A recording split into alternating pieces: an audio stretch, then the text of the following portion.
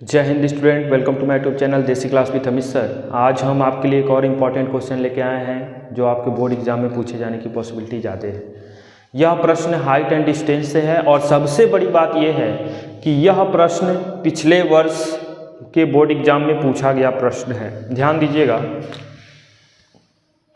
प्रश्न क्या कह रहा है, प्रश्न को समझेंगे। हाइट एंड डिस्टेंस में देखिए सबसे बड़ी चीज़ क्या है, फिगर। अगर क्वेश्चन 4 नंबर का है तो 2 नंबर आपका फिगर पे है, 2 नंबर आपका लिखने पे है। तो 2 नंबर फिगर जब है तो फिगर आपको बेहतर ध्यान देना है, फिगर बनना चाहिए। देखिए क्वेश्चन क्या कह रहा है, कह रहा है किसी मीनार के आधार से, तो सबसे पहले एक आधार है और इस पर हम एक मीनार बना देते हैं। ठीक है, यहाँ पर हम एक क्या कर देते हैं, मीनार बना देते हैं, डिजाइन। ठीक है, यह आपका क्या हो गया, एक मीनार हो गया।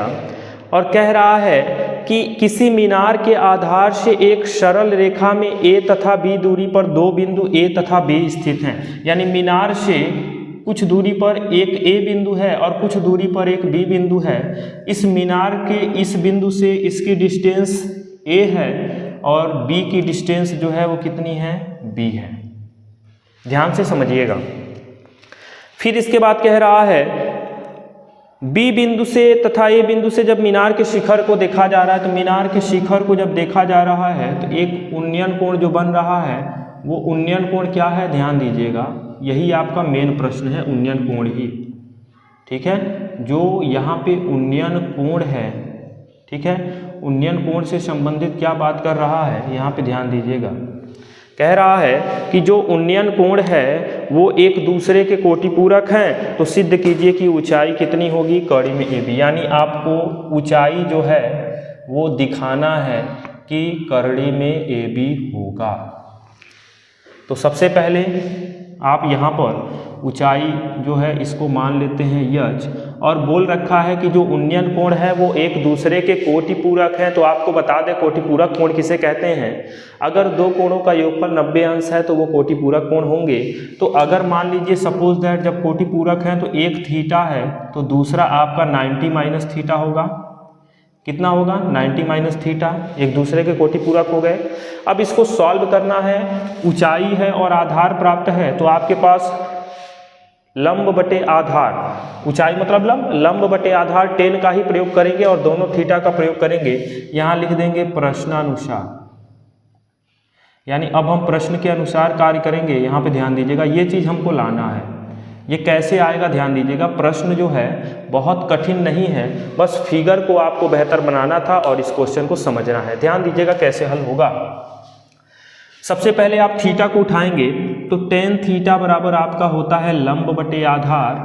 ठीक है, तो tan थीटा बराबर आपका हो जाएगा लंब है यच और आधार है b, यानी tan theta is equal to h upon b आ गया। इसको मान लेते हैं समीकरण फर्स्ट। क्या मान लेंगे, समीकरण फर्स्ट। अब आ जाते हैं इसमें, तो tan 90 minus theta is equal to ये भी होगा लंब बटे आधार। यहाँ पर चाहें तो आप इसका नामकरण कर सकते हैं, ए बी, इसको सी और इसको डी, और लिख सकते हैं डी बी सी। यहाँ लिख सकते हैं त्रिभुज डी बी सी में, सॉरी यहाँ पर बीच में आपका 90 आना चाहिए ना, तो डी सी बी बोलेंगे। डी सी बी में एक बार आपने चर्चा किया और फिर उसके बाद डी सी ए में, त्रिभुज डी सी ए में। इस तरह से अगर आप लिख लेते हैं तो थोड़ा सा अच्छा लगेगा, ठीक, सेंटेंस थोड़ा बढ़ जाए। अब यहाँ देखिए tan 90 माइनस थीटा जो होता है वो कॉट थीटा होता है, और कॉट थीटा चूंकि पहले चतुर्थांश में जाएगा, पहले चतुर्थांश में ऑल पॉजिटिव होता है और चेंज हो जाता है tan किस में, कॉट में, इज इक्वल टू लंब आपका यच ही है। अब आधार देखिएगा कितना है, ए है। अब क्या करेंगे, अपोजिट, यानी बटे में इसके क्या है, एक लिखेंगे। दोनों पक्षों का व्युत्क्रम करने पर, दोनों पक्षों का व्युत्क्रम करने पर।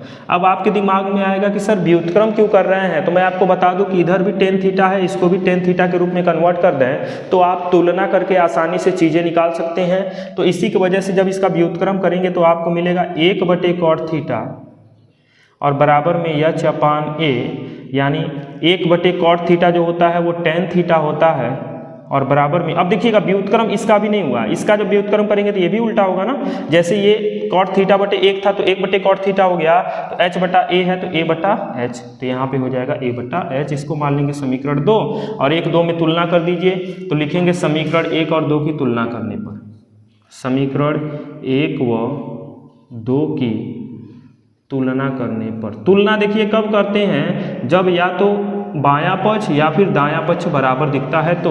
अब दोनों का दायां पक्ष बराबर है तो बायां पक्ष क्या हो जाएगा, बराबर। इसका मतलब h बटा b बराबर हो जाएगा a बटा h, और तिर्यक गुणा करेंगे तो h का h में गुणा करेंगे h square is equal to a का b में गुणा करेंगे a b। इस तरह से h बराबर स्क्वायर उधर जाके बन जाएगा कौड़ी में a b, और यही आपका क्या हो जाएगा रिजल्ट। यही आपको कह रहा था सिद्ध करना है। आई होप आपको समझ में आ गया होगा कैसे प्रश्न सॉल्व हुआ है। अगर समझ में आ गया है तो तुरंत वीडियो को लाइक जरूर कीजिएगा, और चैनल को सब्सक्राइब नहीं किए हैं तो सब्सक्राइब करके रखिए, ताकि जैसे ही कोई नया वीडियो अपडेट हो आप तक आसानी से पहुंच जाए। Thank you so much for watching my YouTube channel. आप इसे नोट कर लें, समझ लें, हो सकता हो कि इस बार भी एग्जाम में ऐसे कुछ प्रश्न देखने को मिल सकता है।